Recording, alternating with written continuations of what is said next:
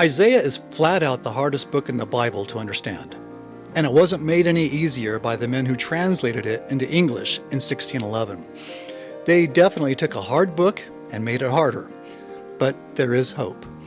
Nephi, who lived 100 years after Isaiah, said, "I know that they, the words of Isaiah, will be of great worth unto them in the last days, for in that day shall they understand them." That's us, right? We're in the last days. So at some point, we should be able to understand the words of Isaiah. And here's the great secret. We can understand them. The tools have been given to us.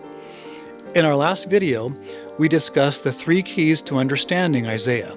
1, that every word is directed at us in the last days. 2, that every time Isaiah gives a historical account, he's using it as a type of something that will happen in the last days. And 3, he gives us a timeline so we can know not only what will happen, but how it will happen and in what order it will happen. Let's talk about that timeline. It starts in chapter 2. Wait, why in chapter 2 and not chapter 1? Because originally chapter 2 was chapter 1. He actually didn't write chapter 1 until the end of his life, and then he inserted it as an introduction to his book. Well, we'll get to that later, but the timeline begins in chapter 2. Verse 1 of chapter 2 was originally the title of his book.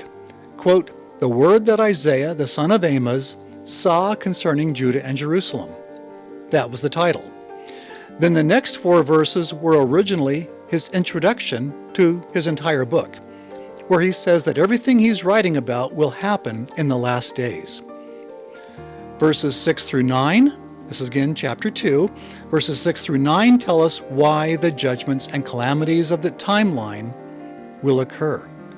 Because, quote, "The mean man boweth not down, and the great man humbleth himself not." By the way, that's in 2 Nephi chapter 12, verse 9. You won't find that exact translation in the Bible, in the King James Version, because 2 crucial words are omitted there. The word not, twice, is omitted. "The mean man boweth not down, and the great man humbleth himself not."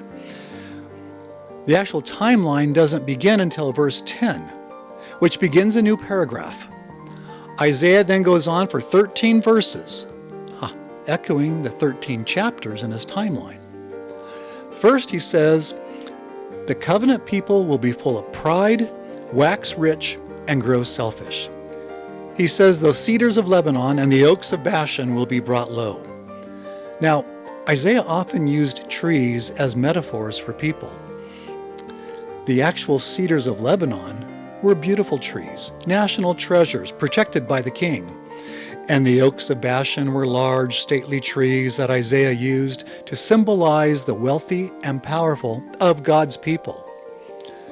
Thus, these trees that will be brought low are metaphors for the elite and powerful covenant people who will be humbled. Then Isaiah tells us how they will be humbled. Verse 19 says that God will rise in his majesty and, quote, "shake terribly the earth." Now, this isn't just a metaphor for the gyrations of the last days. As we learn later, this means that God will literally shake the earth in a devastating earthquake. Then, 2 sentences later, he repeats it. God will rise to shake terribly the earth. He says that the earthquakes will be so terrifying and destructive that wealthy people will climb into the clefts of the rocks and throw their gold and silver to the moles and bats. Of course, moles and bats are blind. So Isaiah is actually saying that the wealthy will give their money to anybody blind enough to sell their food for gold. Then, as we see in the first verse of the next chapter, these earthquakes will devastate the economy. Leaders will refuse to lead, and people will gather into clans for protection and sustenance.